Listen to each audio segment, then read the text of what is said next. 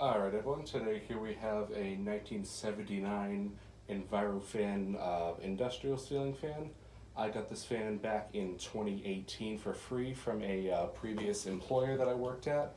This was replaced with a Casablanca fan at the Manchester, Massachusetts Public Library. There was quite a handful of these there, but the day that I picked this up was the last day that we were there, and I just so happened to be assigned for the job that day, and this was the last one needed to be replaced. It was really high up on like a good, probably 30-foot high ceiling or so, and we had to use a bunch of scaffolding to get to the fan, take it down, and put the new one up and everything. So it was definitely a very strenuous process just to swap out a ceiling fan. And today we also have a special guest. Hello, it's me, E-Man Fan. For a while he's been desperate to see this run and everything, so in a way this is also just kind of a I guess a little special request video for him too and everything. So but anywho, But also, I mean, I brought the control because they can test it. I don't think you have a control that you can use it with. So at the moment, yeah, I don't have a control to I know you can test get fans like these with.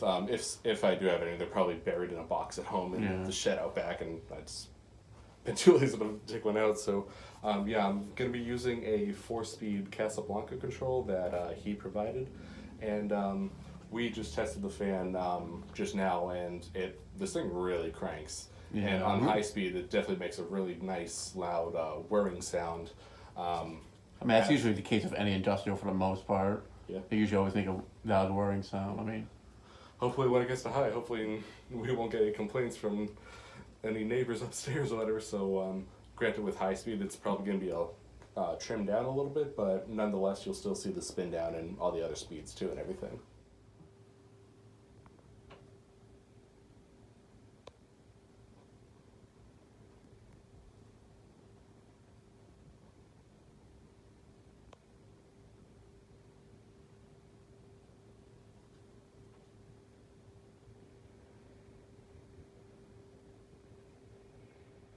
But anywho, we will start off on low.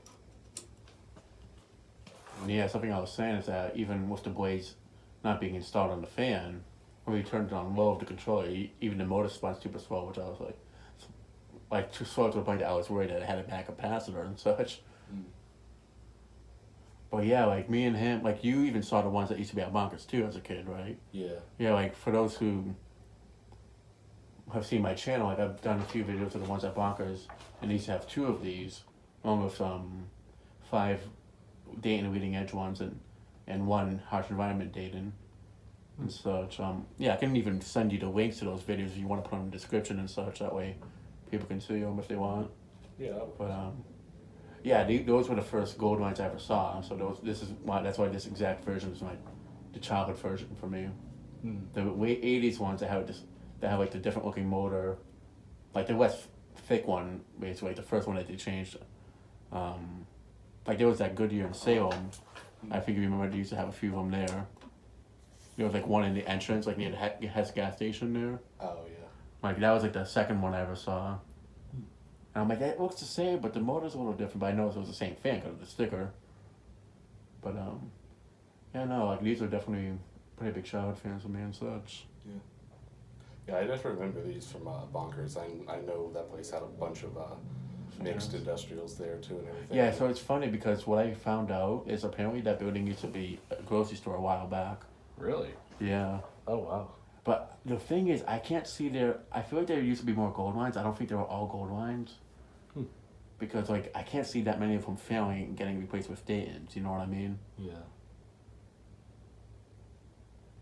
Maybe, like, they just had 2 and then they added more. But I feel like I did see an old picture of the place before, like, from Bonkers, like, maybe, like, a little bit before I was born, where they had, like, another gold line, like, where the slide area was. Like, there was a 2 in that little maze area where you get out of the slides portion to go back up. Yeah. There was a front one. There was, like, the 2 front ones, the one near the frog hopper and then the other one. Then there was a second row, with the one near the first one, the other one. I feel like that one there was the newest Dayton they put up. Because I feel like I saw a picture of one of these there, but I'm not too sure.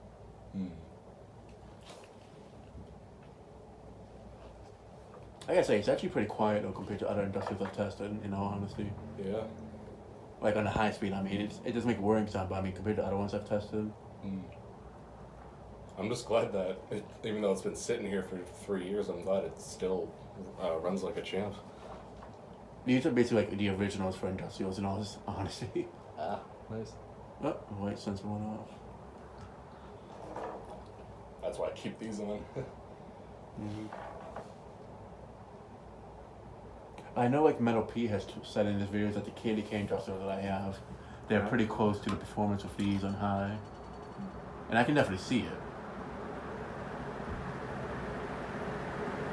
Like, I definitely see the air movement. Like it's close.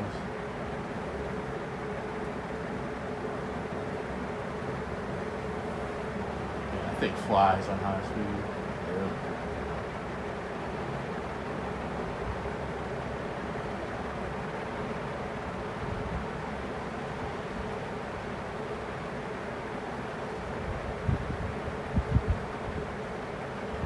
But yeah, I feel like the ones at Bonkers mostly got messed up because of balloons hitting them a lot. Oh yeah. But I know there was one in the back on the second side.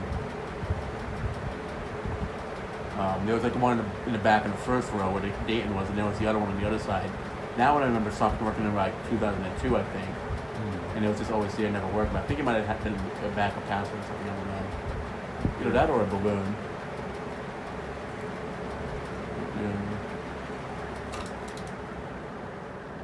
And then they replaced them both with the curve-weighted Daytons. I just found it interesting that they just put two smaller fans in. They could have just put another 2 out of 56-inch fans, even if they were just newer Daytons. At least they could have been the same size. I felt like still would have been a downgrade either way, but like, why put such smaller fans there, like 48-inch ones? You know what I mean? Yeah. It seems ago, it was like, had I known they were getting replaced, I would have tried to get them, but I didn't know they were getting replaced. Mm. And I didn't even know, like, when I filmed the front one, that it was actually not working. Like, I remember, I thought it was not working because they weren't using it because of the balloon, but apparently it was because it stopped working. Yeah. I never knew that they were hooked up on, like, they were just turned on and off breaker from what I remember. Mm. But it's strange because I could have sworn as a kid I saw them once on low speed.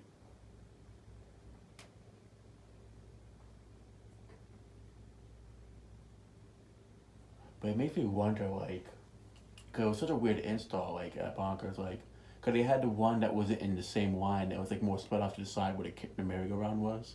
Mm. Like, how is this, like, makes me wonder, like, were there more fans there originally or not? Like, before Bonkers took over that building? I have no idea. And, like, I haven't been Yeah. there in years, so. but it's like, it's just looking at it, it's like, because the gold lines were definitely there before Bonkers took over, because Bonkers was only there, like, from what I was told, Bonkers opened up in that space, like, a little bit after, like, maybe, like, the same time we were born and such. Yeah. I think the last time I was there, I think of when I was like either freshman or sophomore in high school. So that Yeah, was the last time I went was right 2000 before, I went there right before they 2013. closed.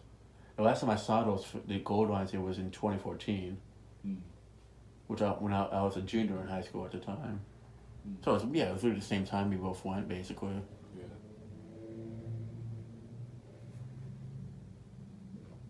But I always loved going up in the maze and just seeing the gold line up close and such. Same thing with the yeah. Dayton. I remember whenever I go on the frog hopper ride, it was always fun to like just rise and just take Get a close quick, to the Dayton and such. yeah, just take a quick peek at it before the thing just plummets and all that. It's funny because I always saw the Dayton, the harsh environment one in the back, and I'm like looking at the canopy was a bit lower, and I'm looking at it, I'm like, that thing's gonna fall because you don't even really see the wires. Mm. So I didn't really know it was a hook that held it, but I'm looking at it, I'm like, that thing's gonna fall. Yeah. I always thought that it would have been cool, like above that spider web portion in the maze, that they had a fan right above there, Mm. just on a really short down run. Yeah.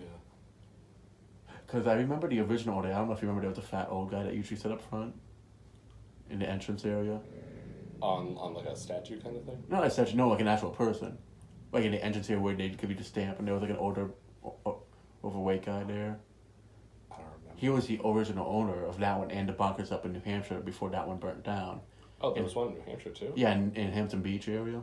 Oh wow. Got burnt down in like 2009, but I remember he told me that Snap. he wanted to put more fans. He just never got around to doing it.